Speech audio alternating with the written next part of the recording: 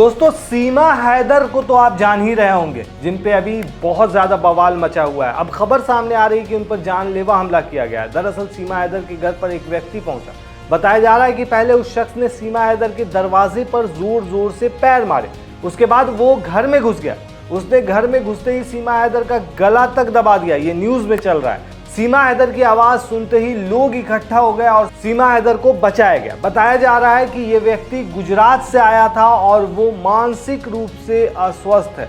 अभी उसे police custody में ले लिया गया है। आखिर क्या है ये पूरा मामला और कौन है वो शख्स, और सीमा हैदर के उतना दूर से सीमा हैदर पर आकर के हमला क्यों किया गया, चलिए सब कुछ बताते हैं। दरअसल दोस्तों सीमा हैदर इस समय उत्तर प्रदेश के गौतम बुद्ध नगर के रबुपुरा गांव में रह रही हैं। सीमा हैदर को भारत में रहते हुए लंबा समय हो चुका है। इतने समय से सीमा काफी खुश नजर आ रही थी, लेकिन अब सीमा हैदर की मुश्किलें बढ़ती नजर आ रही हैं। जब से पहलगाम में हमला हुआ है तब से सीमा हैदर की मुश्किलें बढ़ी हैं।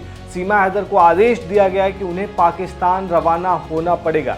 यहाँ तक कि उनके वकील जिन्होंने उनकी जमानत करवाई थी, उन्होंने तक कह दिया है कि दुश्मन देश पाकिस्तान से आई हुई सीमा को वापस सरहद पार जाना पड़ेगा। लेकिन दोस्तों सीमा हैदर भारत में रहने की रट लगाई हुई है। ऐसे में सीमा हैदर को लेकर कई लोगों में गुस्सा भी भरा हुआ है। वहीं शनिवार को एक शख्स सीमा हैदर के घर पहुंचा। पहले तो मेन गेट पर जोर जोर से पैर मारे, फिर घर के अंदर घुसकर सीमा हैदर का गला दबाने लगा। इतना ही नहीं, शख्स ने सीमा हैदर को 2-4 थप्पड़ भी मारे, जो रिपोर्ट में सामने आ रहा है। ये सब देखकर सीमा हैदर घबरा गई और सीमा जोर जोर से चिल्लाने लगी।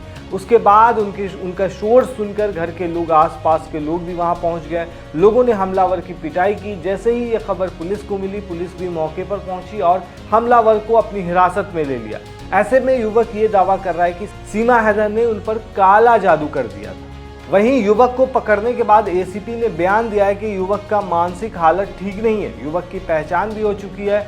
दोस्तों बताया जा रहा है कि युवक गुजरात के सुरेंद्र नगर जिले के टीवी अस्पताल के पास का रहने वाले तेजस झानी है, जो जयेंद्र भाई के पुत्र हैं। बताया जा रहा है कि युवक ट्रेन के जरिए रबुपुरा में आया था, जहां आकर उसने सीमा हैदर पर हमला कर दिया। पुलिस का कहना है कि युवक का मोबाइल भी जब्त कर लिया गया और कॉल डिटेल खंगाली जा रही है। तो दोस्तों इस वक्त ये मामला काफ़ी ज़्यादा गरमाया हुआ नज़र आ रहा है और जो देखा जा रहा है कि जब से पहलगाम हमला हुआ है उसके बाद से इस तरह की खबरें सामने आ रही है और सीमा हैदर पर तलवार लटकती हुई नज़र आ रही थी, क्योंकि जो भारत और पाकिस्तान का जो रिलेशन है वो पूरी तरह से भारत ने ख़त्म कर दिया है। एक तरह से कह सकते हैं भारत ने कोई किसी भी तरह का कनेक्शन नहीं रखने का फैसला किया है। इसी के तहत जो भी लोग भारत में रह रहे थे पाकिस्तानी, उनको यहाँ से 48 घंटे के अंदर जाने का ऑर्डर दिया गया था, जिसके बाद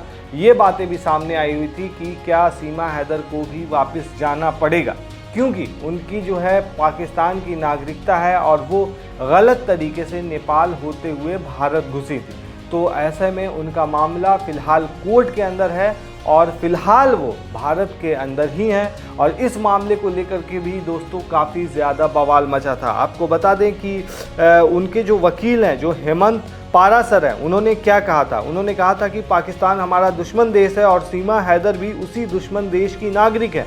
वो अवैध तरीके से यहाँ है, इसलिए उन्हें तुरंत डिपोर्ट किया जाना चाहिए। अगर सीमा माँ बन गई है तो भी उसे डिपोर्ट करने में कोई परेशानी नहीं है। अगर सरकार चाहे तो उसे डिपोर्ट कर सकती है। दोस्तों ये बात जो है उनके वकील, जिन्होंने उनकी एक तरह से आप कह सकते हैं कि उनकी ज़मानत करवाई थी, उन्होंने ये बात कही है। तो ये अपने आप में बड़ा मामला हो जाता है।